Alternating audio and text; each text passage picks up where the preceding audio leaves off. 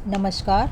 आज के व्याख्यान में हम प्रथम वर्ष कला के द्वितीय प्रश्न पत्र कथा साहित्य में नवीन पाठ्यक्रम के अनुसार निर्धारित मन्नू भंडारी की प्रमुख कहानी अकेली के उद्देश्य पर चर्चा करेंगे। मन्नू भंडारी आधुनिक कहानीकारों में अपना महत्वपूर्ण स्थान रखती हैं। आपकी कहानियों में मध्य वर्गीय परिवार और विशेष रूप से संक्रमणकालीन परिवेश में अपने अस्तित्व की लड़ाई लड़ रही स्त्री को चित्रित करने में आपने विशेष ख्याति अर्जित की है। आपके प्रमुख कहानी संग्रह मैं हार गई, तीन निगाहों की एक तस्वीर, यही सच है, एक फ्लैट, सैलाब तथा एक पुरुष रहे हैं। मन्नू भंडारी की अकेली कहानी एक प्रसिद्ध सफल कहानी है। इस कहानी का मुख्य पात्र सोमा बुआ हैं, जो आत्मीयता के भाव से पूरित हैं। वह बिना कहे सभी की मदद करने के लिए आवश्यकता अनुसार तैयार रहती हैं। सभी लोग उनके इस आत्मीय भाव का लाभ उठाते हैं। दूसरों के कार्य के प्रति रुझान उनके अकेलेपन व जीवन की नीरसता को दूर करने के आधार हैं। उनके इस व्यवहार को देखकर पात्रों को सहज ही सहानुभूति उनके प्रति जागृत हो जाती है। अकेली शीर्षक कहानी कथानक के अनुसार सोमा बुआ के जीवन चरित्र को उजागर करने वाली कहानी है। कहानी में सोमा बुआ की विवशता और स्वभाव की मिलनसारिता का सजीव चित्रण किया गया है। सोमा बुआ का हरखू बेटा असमय ही उन्हें छोड़कर चला गया। पुत्र शोक से संतप्त होने के कारण उनके पति हरिद्वार में जाकर सन्यासी हो गए। वे साल में एक बार 1 महीने के लिए आते हैं।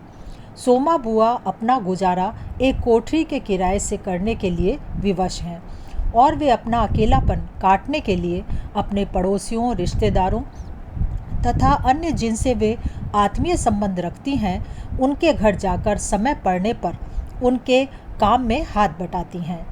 इतना ही नहीं, वे सामाजिक संबंधों को आगे बढ़ाने में और रस्में निभाने में भी पीछे नहीं हटती।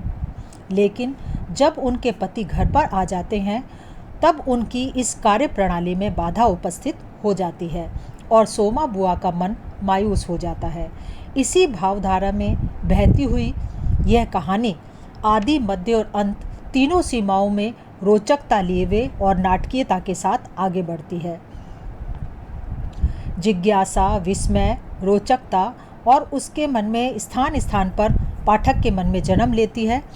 कहानी का कथानक अत्यंत ही मौलिक, रोचक और आकर्षक है।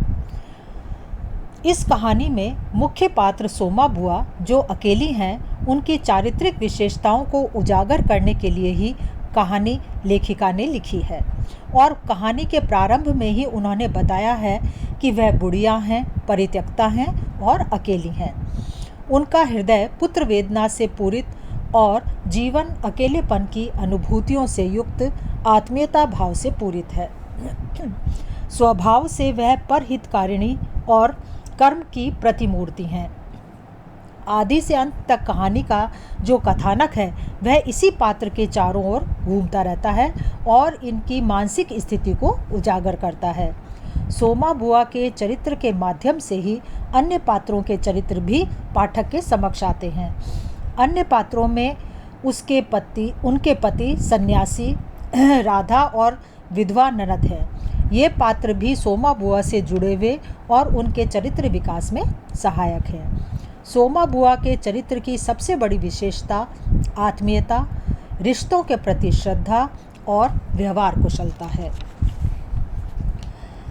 अकेली शीर्षक कहानी में उदासी के वातावरण तथा प्रमुख पात्र सोमा बुआ की अभ्यंतर मनोदशा को व्यंजित करने वाली ये कहानी है। कहानी में लेखिका ने सोमा बुआ के चरित्र के माध्यम से असहाय और अकेली स्त्री की मनोदशा का चित्रण किया है, जो अपने अकेलेपन को दूर करने के लिए और दूसरों के साथ आत्मीयता संबंध जोड़े रखती हैं और उनके कार्यों में बुलाए बिना भी हाथ बटाकर अपने मानसिक संताप को कम करने का प्रयत्न करती हैं। सारा जीवन सामाजिकता के बीच कैसे गुजर जाए और उसे किस तरीके से सरस बनाकर उसमें समाये अकेलेपन को दूर किया जाए, इन सब पर प्रकाश डालने के लिए लेखिका ने इस कहानी को लिखा है। धन्यवाद।